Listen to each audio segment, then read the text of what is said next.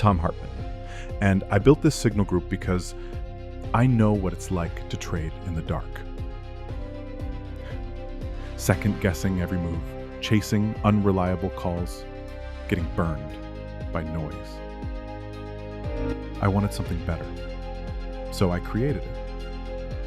What I offer here are advanced signals backed by premium indicators I've crafted from years of hands-on experience. These aren't cookie-cutter tools. They're grounded in multi-timeframe logic, tuned for cross-asset trading and built to handle real-world conditions, not just backtests. But here's where it gets serious. The system is designed to handle up to 50x leverage. Yeah, 50x. That's not common, and honestly, it's not for everyone. But if you know what you're doing, it gives you power most traders only dream of. It's predictive, reliable, and completely free. No catch, no upsell. I'm not here to sell hype. I'm here to give serious traders something they can actually use. This is the system I wish I had starting out. Now it's yours.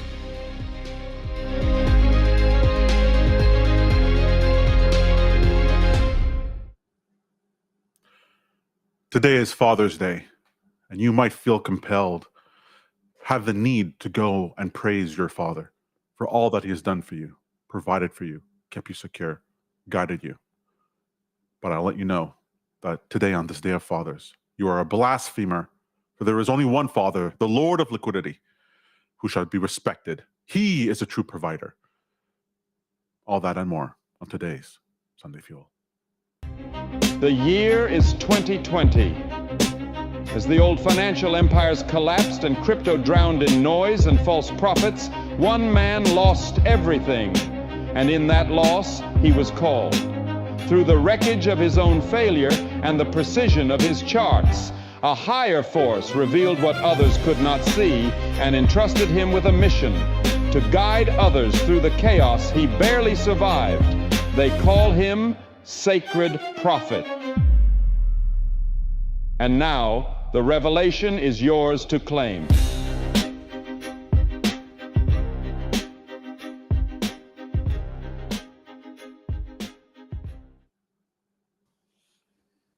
Welcome to Sunday Fuel, blasphemers, heathens, and hopefully prodigal children, sons and daughters alike. I'm one of your hosts, Sacred Prophet, alongside whoever this guy is, my Aaron in training, Peter Bad Guru Hartman. I gotta say, Father's Day is not religious. it's a secular holiday. It's nothing religious about it. I don't think it's the father. Excuse me, there's nothing religious about fiscal or monetary policy. Well, you make it religious. Exactly. Do I need to take you to church, Peter? Do we need to take you to church? Oh, there we go. With the sound effects. All right, let's just take you to church here, okay? Father's Day is a secular holiday and is supposed to reward the idea of the father in the home. Look, we don't live in that type of society anymore. We're not on a farm where you have 8 kids in case 4 kids die. No, that's not what we're in. Our father is the state. Our father is the holy global empire, and none stands above him or below him.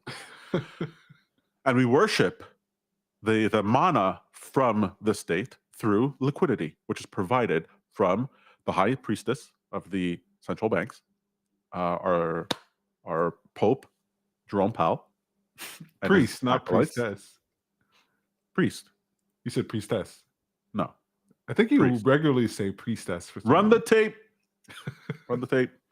No, high priest. That's what we look for. And we have the emperor, the sort of like, the king, which is president. And every other state in the world is a governor, is a vassal state to the Holy Global Empire. And this is the way things work. And so when we actually praise our biological father, that's actually a sin against the state.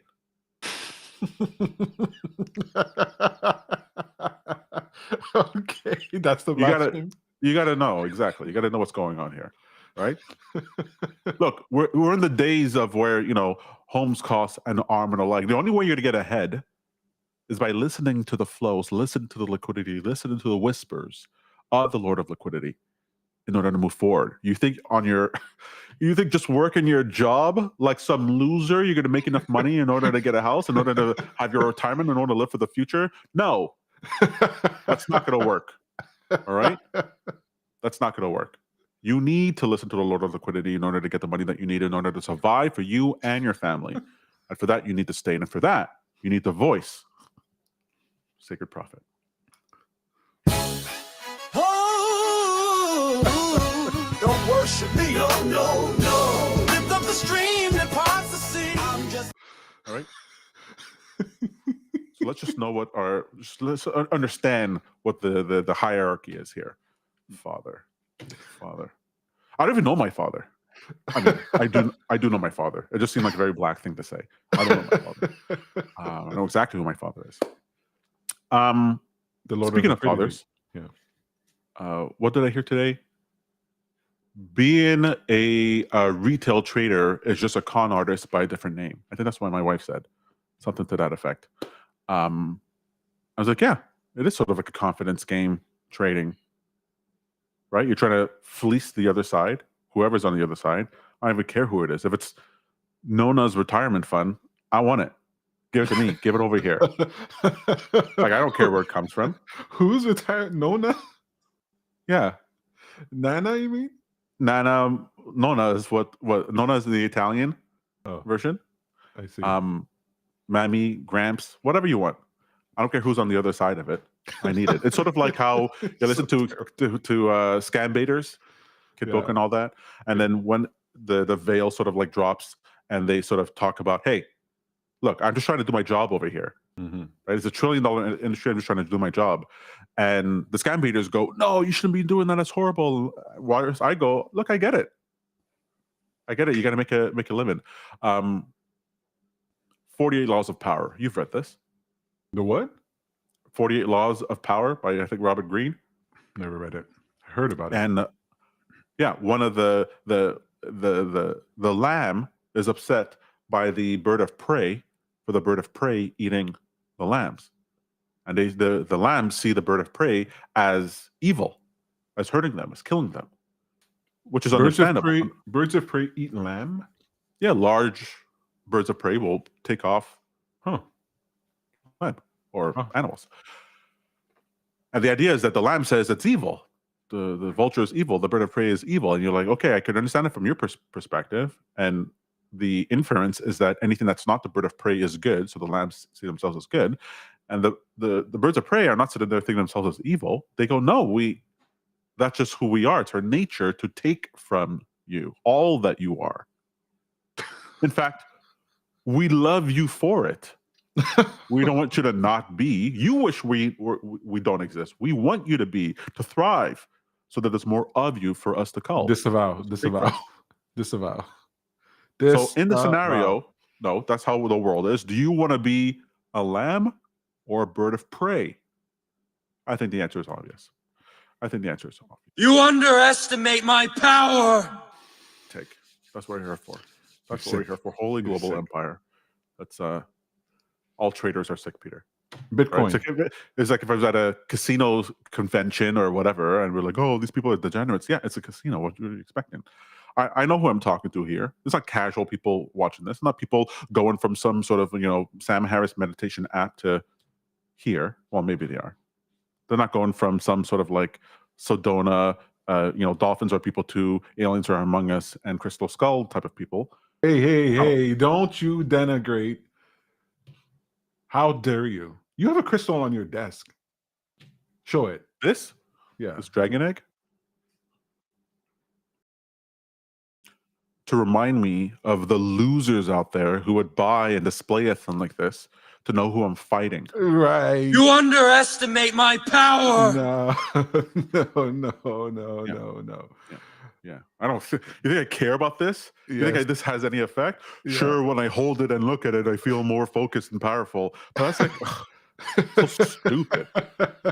So dumb.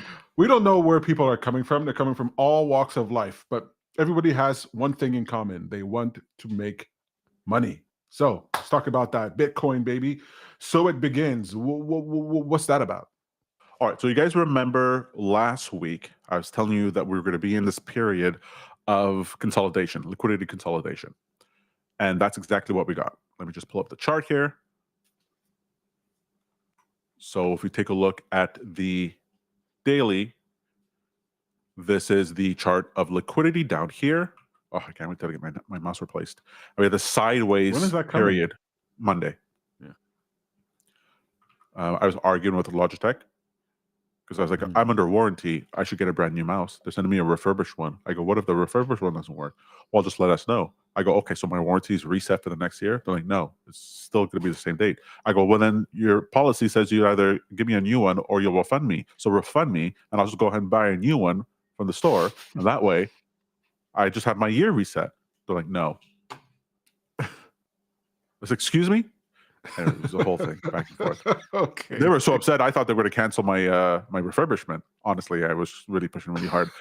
Last week, we talked about sideways liquidity that we should not be expecting anything other than moving between the range of 116 and 102-ish. You remember this? This whole idea we're going to bounce sideways. We had an even tighter range than that. We never made a new high, and we never really made a new low. Right? That was pretty interesting. This is from last week. No, sorry. Last week is over here. Let's just go back to over here. So this is last week. So we just moved within this range over here, basically to the low. We didn't even get to the weekly level. God, we're not getting to these weekly levels. Like, we're such tight consolidation, which is so bullish. I don't know if you guys know how bullish that is. It means things are coiling tight, and it's going to explode in one direction, and it's going to usually explode in the direction of liquidity, and liquidity is up and to the right. So boom, we're going to get up.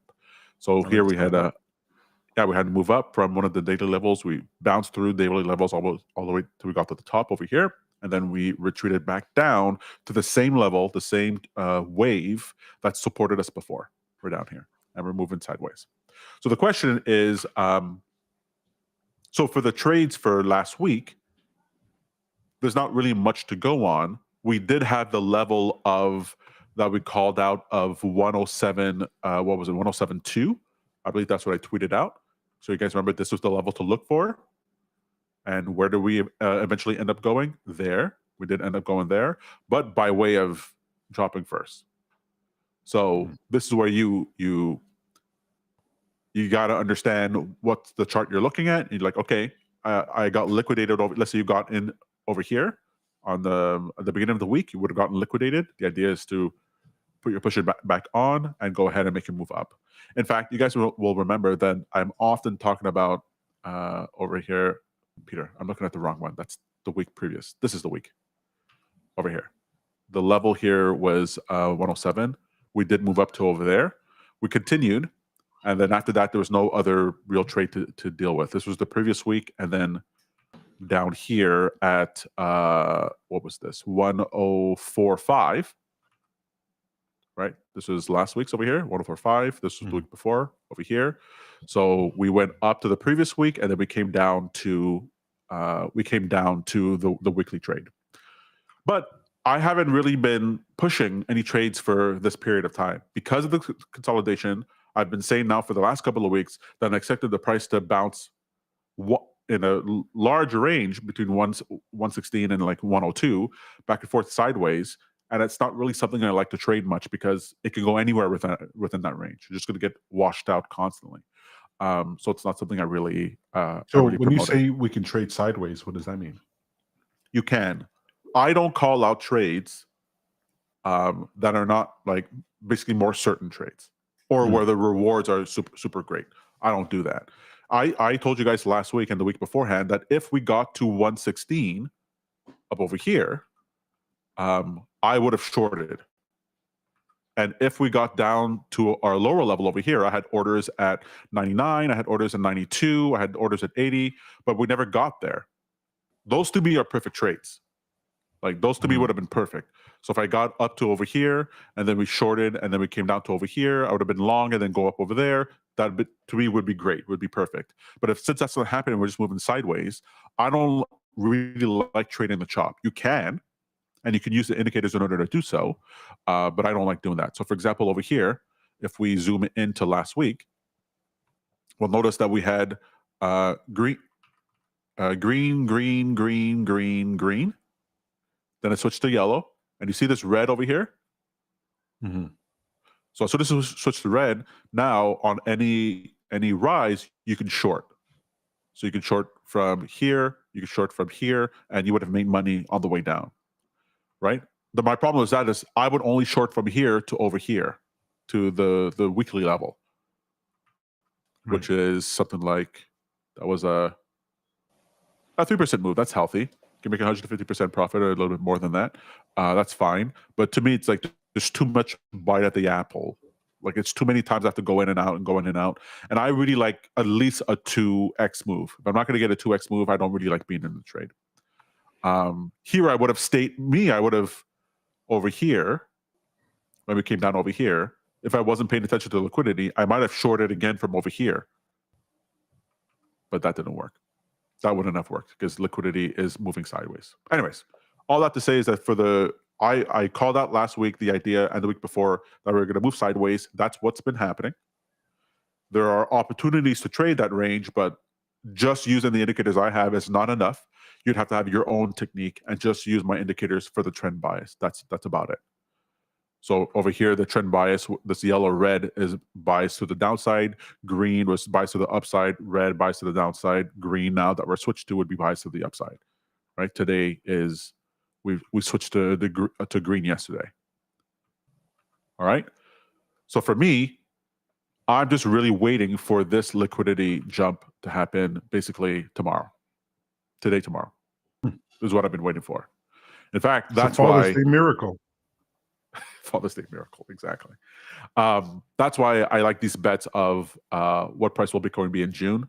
I'm still betting on the 150 gain because even right now, I was getting a 76 to 1 odds. You can get a 142 to 1 odds right now. In fact, I think I might even put more in today. Yeah. Wow. Yeah, so I'll probably even put more. So I'd rather have that as my long position than just trying to get bias of the apple on the price here, on the chart. Plus, we had the whole thing of Israel bombing Iran. That happened right over here. This drop over here is not because it's funny, right? So we had this weakness in liquidity that we were talking about, and then a volatility event that happens on a geopolitical scale, and we have the drop down. Just in the same way that tariffs can cause the price to fall, in the same way that a bank failing could cause the price to fall, some sort of short-term volatility shock that moves the asset. These things can really liquidate you out of your positions. But you want to take a look at the magnitude of the drop, right? This drop at what might be the beginning of World War III is not significant, like compared to how much bullishness is there, right? You would have expected, I mean, if this price had fallen all the way down to 80, that still would have been bullish. Down over here to, this is the 84 level, down to over here.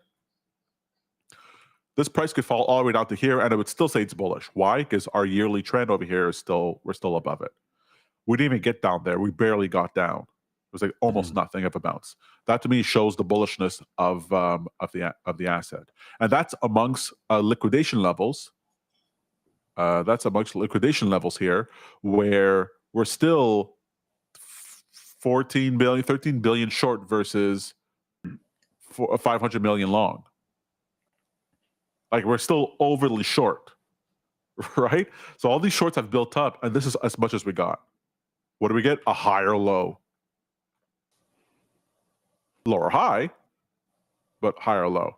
So this is a pennant that we're moving sideways in, and this means the price can move either way. And when you can move either way, what side do you favor? You said the favor in a liquidity. And when that explodes out, the idea is that the likelihood is that the price will move drastically up in the same way that it did over here. Drastically Define up. drastic. Drastically up. Where we stair step up, like we move three hump camels up, and we get to 150. I think 150 is like an easy get, at the next run up, which I think could definitely happen this month. And Peter, what am I going to do if it doesn't get to 150 this month and the bet is still there for next month? I don't know. I'm going to take the bet again. You underestimate my power. Okay. Take it again. Because the unless something happens in the chart that tells me we're going to be bearish, there's no reason not to take the long shot bets to the upside, because Bitcoin does move in these large moves when it does move. It moves in multiple standard deviations, multiple sigma moves. That's how Bitcoin moves. That's why the asset is so interesting. And so betting that Bitcoin will move drastically, to me, seems like, why wouldn't I bet on that? That's what happens when Bitcoin moves. We all know the stat that, what is it? You have to hold Bitcoin for basically 5 days out of the cycle to get all the gains of it, all the significant gains. Like 70% of the gains of Bitcoin happens over 5 days. Like if you miss the big moves, those are the big healthy moves of Bitcoin. Right. And so I like betting that those moves will happen. We talked about it, I think, on after hours for Traders Post, the idea of we talked about it on office hours. I can't remember which word was. I think it was office hours. We talked about the Incerto series from Nassim Nicholas Taleb, this idea of the black swan. And what's interesting about tail events, these outlier events, is that any particular outlier event is improbable, but that an outlier event will occur is almost guaranteed. It's like particle physics, where if you see a plume of smoke, you can't predict where any individual particle will be, but you can predict the overall movement of the plume of smoke. It's guaranteed, exactly. Or it is not likely that any given person will be above 7 feet, but if you were to bet that a person will be above 7 feet, then you would win that bet all the time. Mm-hmm. So someone goes, I'll give you those odds. I'll give you 100 to 1 that there's no one who's above 7 feet. You're like, yeah, I'll take that bet. Why wouldn't I take that bet? Or I'll get the odds that, so if someone says, I'll bet you that your child will be above 7 feet, don't take that bet. But if someone says, I bet that someone will reach 7 foot this month, okay, and what's the odds? 100 to 1, I'll take that bet 100 times. Why not? Might as well take it 100 times. So that's the way that I see it. And nothing that I'm seeing in the price. We have Middle Eastern war at the same time as the Gazan war, at the same time as Ukraine, at the same time as tariffs, at the same time whatever, and Bitcoin fell from the highs 6%. What is that? A Tuesday? Nothing. All right. So starting tomorrow, I'm looking for these price moves. I think that if these price levels hold, what we're going to see as of this week is pretty amazing. When this baby hits 88 miles per hour, you're going to see some serious shit. Right. I think it'll be pretty incredible. All right. Can you give me something here? I want just a clean previous week, next week. So did previous week, what the previous trade? Go ahead. Previous week, there was no trades I was calling out. I said we're going to do sideways. Our entries were at 116 and 102.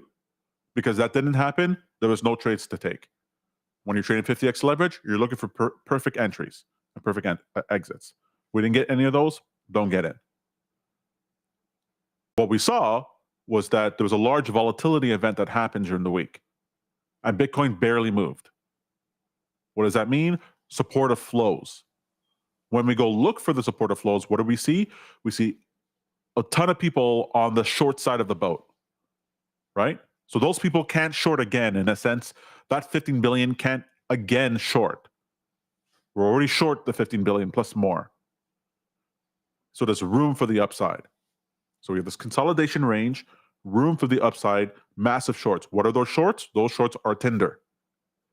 So for the week ahead, what we're seeing is that we should get a burst of liquidity, a significant burst of liquidity that started 78 days ago.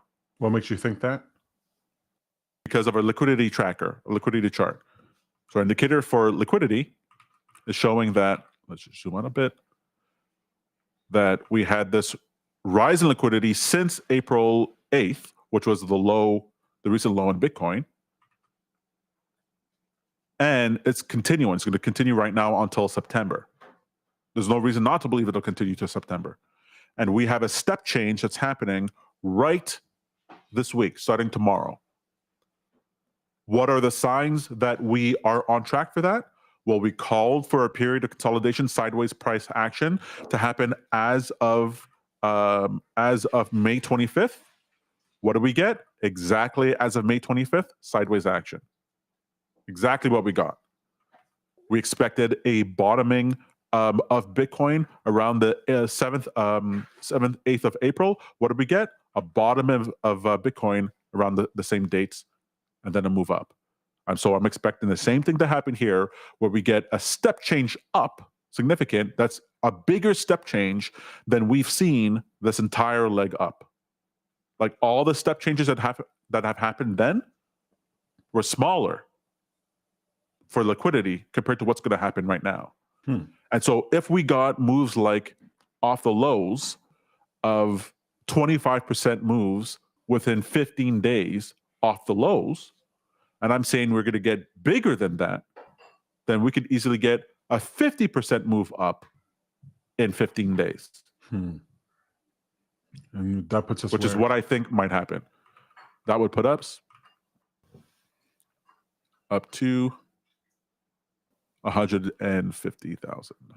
That'll put us up around 158,000, 159,000, 160. That's why I'm taking the bet for 150 on Polymarket.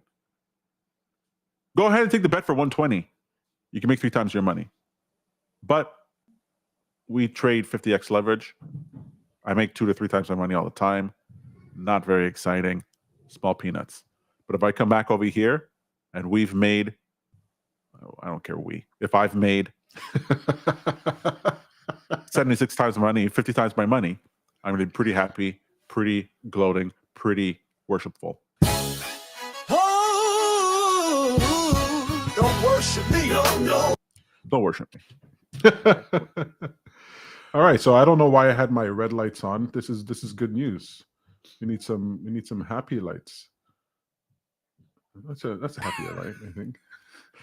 Peter, this show is not about you, okay? It's a little bit about me. All right, let me show you how much it's about me. Okay, you want to see? Yeah, You want to see? Watch. Sure. Look, it's completely about me now. Can't do nothing about it. You don't have any friends. Nobody likes you.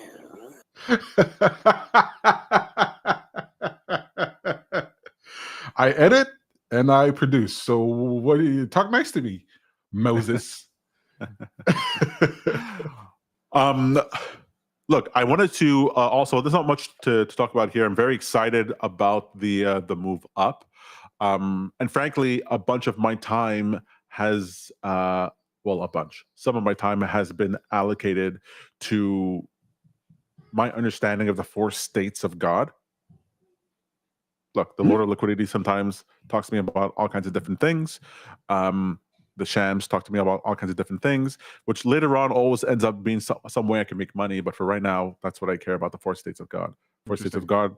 Oh, why I messaged this to you on Telegram a couple of weeks ago. God is none, God is one, God is all, God is many. And so God goes through these 4 states where you move from nothing. The act of creation from the nothing, God is nothing, is the creation by implication. Then God of one turns into the God of all through, or the God as one has the ability of creation through intuition. That's that knowing. Then you have the God as all, which does creation through scintillation, which is dispersion, refraction, reflection, all the things we're normally used to. That very psychedelic, unity, that sort of state, that DMT state that people like, near-death experiences, that sort of thing. And then we have the God as many, which is creation by revelation, which is forgetting and remembering. That's the state that we live in right now, which is why I'm reading the 48 Laws of Power. That's a very good manual about creation within the revelation state.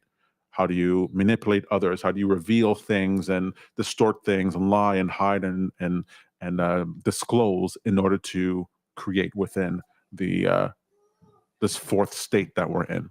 And how does this help you with Bitcoin? I don't know. So what happens is that the act of creation that happens within the state of many, the goddess many, is or the proof of understanding is being able to predict things. If you could predict an outcome, like using the scientific method or through Machiavellian techniques or through trading, then you've gained a mastery over the act of creation that God has within this fourth state, which is revelation. And the chart has that. What's going to happen in the future, which is this revelation, this discovery of what the chart would be, right? How many times people look at a chart retroactively and go, I should have seen this move. The setup was implied with what's going on. They just didn't interpret it properly. Expecto Patronum, they didn't get it right. Accio chair, and it's like off. But if you get it right, then you get what is that luck potion from Harry Potter? Felix Felicis, whatever the hell it is. If you get it right, then you have this act of creation, and in our case, this act of prediction for the charts that's not odds related. You know what your outcome will be. And so I'm very interested in developing tools and understandings for charts that eventually allow us not to have guaranteed outcomes, basically with trading, which is what I would want. Or near guarantee, because there's always uncertainty in the system. No. So the mastery would be no uncertainty. That even the it not working is part of it working. And so there is no there's no uncertainty, there's no odds of it not working. It will work. It won't work in the way that it says on the tin, but your four of hearts will show up somewhere. So how much of this type of thinking is involved in the indicator sets, the suite that you have coming out? The things that we see on the charts all the time. I know I'm very grandiose. I know I'm very special. But that's all for entertainment, folks. That's all for entertainment. What I care about, the only reason I really care about trading is to be able to get a handle on, to me, it's like the best divination tool. To me, it's like astrology and science and economics and physics all rolled into one in an objective tool. Your P&L for your account is an objective balance. I don't have to worry about my feelings or interpretations. If it went from 0 to 1, it went from 0 to 1. And I love that certainty. But there's this sense of what you're trading is aggregate behavior. Buying and selling from multiple different things within a state, within a context, within a policy, and trying to understand the shape of that is what I find to be the most fascinating. That's why I do any of this, because I want to understand the shape of existence through this lens. So that's what I pay attention to, and that's how I create the indicators a bunch of the indicators from the library are things that people ask for. And then there's my core indicators like the Anchor series or the Cycle series or what have you, that are my Tome series, my Holy series, my Perfect series. These are all things I've created in order to surface multidimensional thinking within the trading space. This gives me flavors of when I see people using Fibonacci sequence, and you're like, Exactly. Like Fibonacci is not just about your chart; it's about how your fingers grow. It's about how plants grow, and if you can see these patterns or this understanding in the universe and the world around you, to think that the charts are separate from that is actually kind of a stupid way of thinking. It's short-sighted. What's happening in the charts are a reflection of all that exists in our world and the universe. And so the more you can understand the principles of the universe, the more you can understand charts. Well, I've never understood this. It's sort of like how my wife will make a prediction with astrology, and then it'll work. It'll be true. I'd be like, what's happening? And like when you're dealing with a magician, you go, okay, well, there's a trick to this. Like there's a trick to this thing. Just know what the trick is, and then you could either do it or understand it or profit from it. The 3-card Monty of the thing. What's the trick of it? There has to be, if it's working, there's some underlying thing that's true that I'm not this assumption that I'm not actually taking into consideration. So when you go through technical analysis, actually any of the technical, fundamental, macro level, micro level, whatever it is, and people make predictions on charts, and then it happens, and some people go, well, I draw the line and my trend line, the price is respecting the trend line, and you go, why is the price listening to the trend line? Why should the price ever do that? And you ask people that, and they go, I don't know. It just follows the trend line.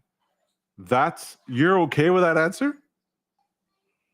You don't see clearly this is hinting at the idea that there's a multidimensional object that is floating through this medium that the price, which is a representation of an aggregate point of view, is hidden up against, that you're getting the shape of an object that you can't exactly see, and that's what you're drawing? Don't you see that that's what you're doing? That you're defining things that are unseeable from your perspective and making it seeable? You're turning on infrared in order to see the thing? Don't you get that's what you're doing? Don't you want to know? Why doesn't this bother you?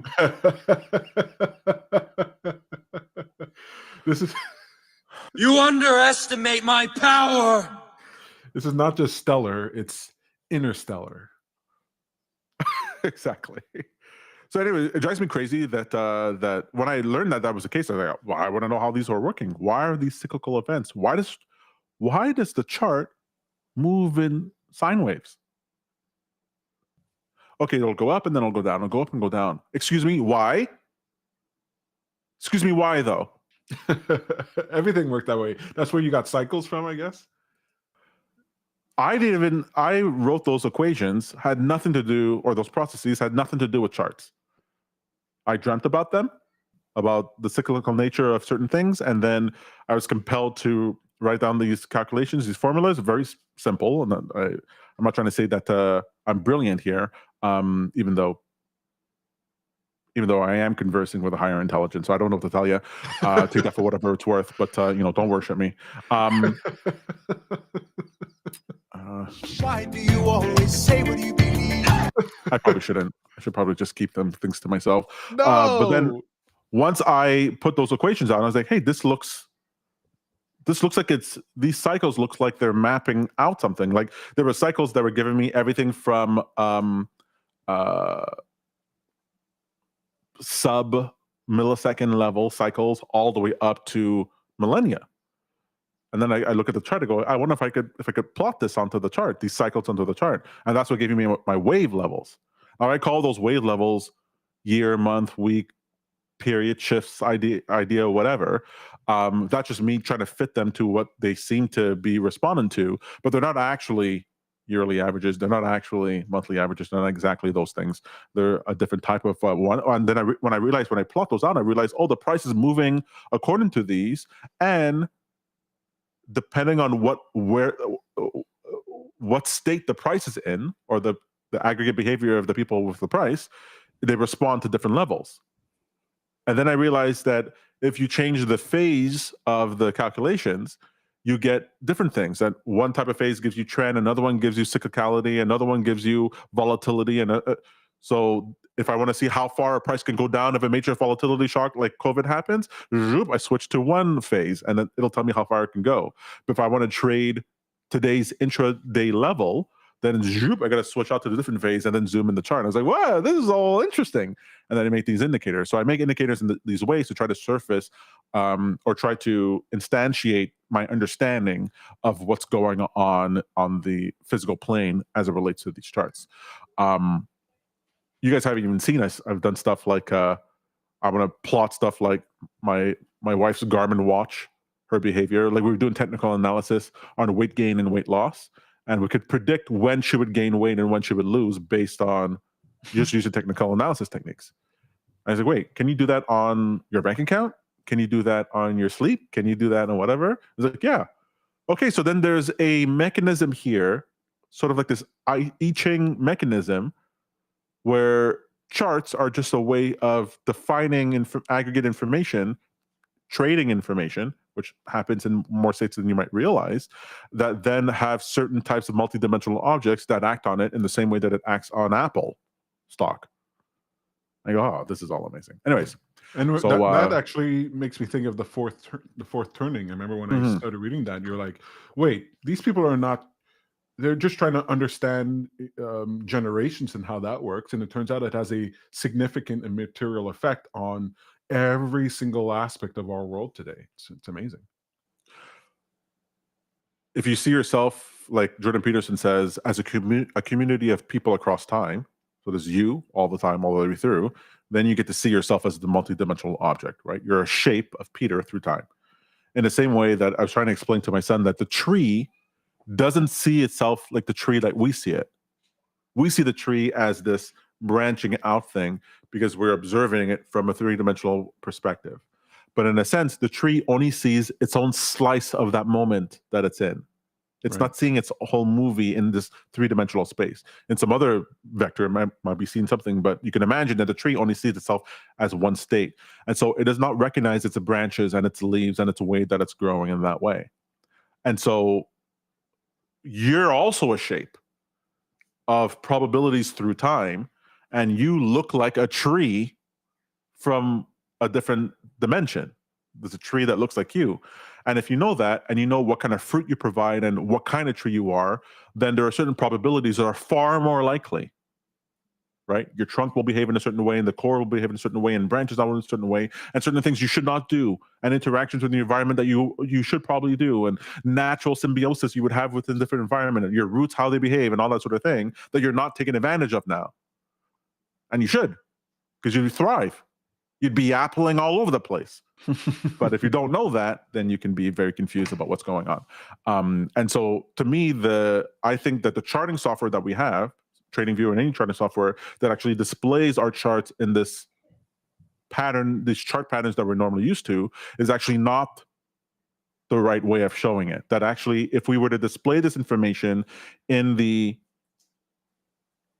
fullness of what it is, we would see what the tree is for Apple stock, what the tree is for Bitcoin stock, and then the movements would become obvious. And all the different moves, the wiggles off the moves would be the leaves and branches in a sense that we would not be confused by. And we would understand the seasonality of it, that the tree grows in certain ways during fall differently than it does during summer. And we wouldn't be confused. And you could cultivate and plant and grow accordingly and have richness that comes from the fruit that it bears. But I don't know, that's just me. Don't worship me. Well, that's fascinating. I didn't. Father's Day, turned out to be far more spiritual than I expected. You're right. Praise the Lord.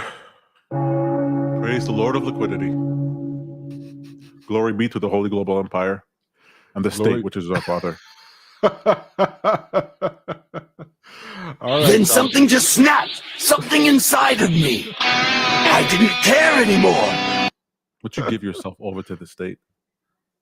It really, you feel alive, purposeful. No, Honestly, that's the wrong conclusion, Tom. That's the wrong conclusion. well, other people have to convert people based on belief and faith and scaring them. The only thing we have to do to convert people is give them a lot of money, and they will immediately behave in the way that I'm talking about. You give someone $10 million, you're not seeing them in that soup kitchen no more. Sorry, buddy. Time to serve the state. Yeah. Yeah. That's exactly what happens. All right. Guys, that's it for this week for Sunday Fuel. So fun to see everybody. Look, you guys are my disciples, my acolytes, and I appreciate that. Just always remember that I am only the voice for the Lord of liquidity. And as accurate as I have been for weeks now, and when you're going to see Bitcoin blast off and get to 150, and we make all this money, I just want you to remember, that you don't want to worship me. I'm just a voice. I'm just a vessel in velvet shoes. Guiding you through these Bye, guys.